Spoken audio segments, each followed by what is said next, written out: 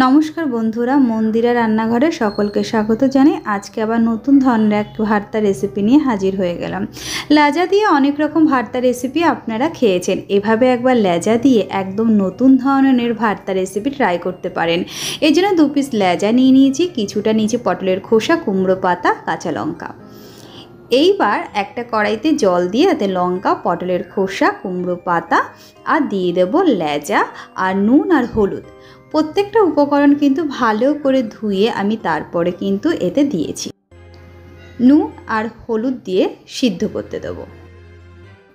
এভাবে একবার লেজা দিয়ে কি এই ভর্তা রেসিপি কেউ ট্রাই করেছো? আশা করব এরকম ভর্তা রেসিপি আগে কেউ কখনো বানায়নি। একবার এইভাবে ভর্তা রেসিপিটা ট্রাই করে দেখতে পারেন, অসাধারণ স্বাদ। সিদ্ধ হয়ে গেছে, নামিয়ে নেব। এরপরে গরম অবস্থায় আমি লেজার কাঁটাগুলো একটু ছাড়িয়ে নেব। আলু ম্যাশার দিয়ে একটুখানি ম্যাশ করে নিয়েছি, কারণ প্রচণ্ড গরম তাই। আপনারা ঠান্ডা করে তারপরে হাতের সাহায্যে কাঁটাটা বেছে নেবেন। এরপরে আমি কাঁটাগুলো আস্তে আস্তে ছাড়িয়ে নিয়েছি।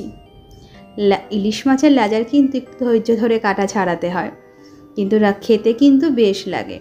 একটা মিক্সি জারের মধ্যে যে কাঁটা ছাড়ানো লেজার যে মাছটা নিয়ে নিলাম, তার সাথে সিদ্ধ করা পটলের খোসা, কুমড়ো পাতা, কাঁচা লঙ্কা দিয়ে দিলাম। আর দিয়ে দেবো সামান্য পরিমাণে একটু জল দিয়ে একটা মিহি করে একটা পেস্ট বানিয়ে নেব।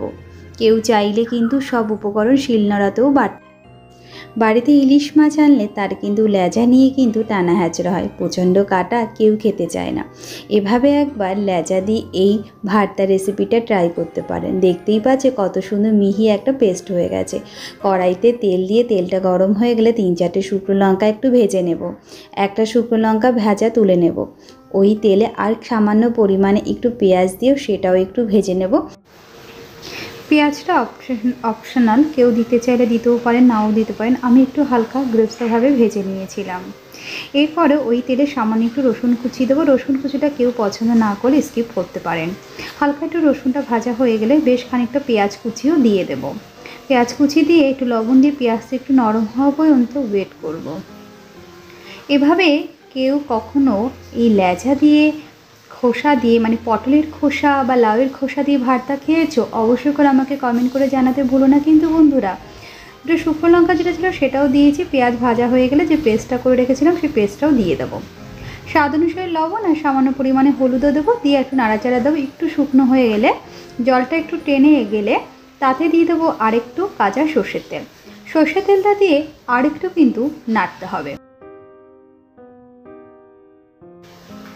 বেশ অনেকটা শুকনো হয়ে গেছে, এবার আরেকটু খানিকটা কাঁচা সর্ষের তেল দিয়ে দেবো। সর্ষের তেলটা দিয়ে আরেকটু নাড়াচাড়া দেবো। কড়াইটা ছেড়ে দিলে বেশ শুকনো শুকনো হলে হালকা ব্রাউন কালার হয়ে রেডি হয়ে যাবে আমার এই লেজা দিয়ে পটলের খোসা ভর্তা। অবশ্যই একবার ট্রাই করবেন বন্ধুরা, আশা করবো আপনাদের অনেক ভালো লাগবে। গরম গরম ভাতে কিন্তু দুর্দান্ত লাগে। একটা বাটিতে নামিয়ে উপর দিয়ে কাঁচা সর্ষের তেল, শুকনো লঙ্কা আর একটুখানি পেঁয়াজ ভাজা দিলে রেডি হয়ে যাবে আমার এই ভর্তাটা। বন্ধুরা, কে কোথা থেকে দেখছো অবশ্যই করে কমেন্ট করে জানিও। তোমাদের এই রেসিপিটা কেমন লাগলো সেটাও কমেন্ট করে জানিও।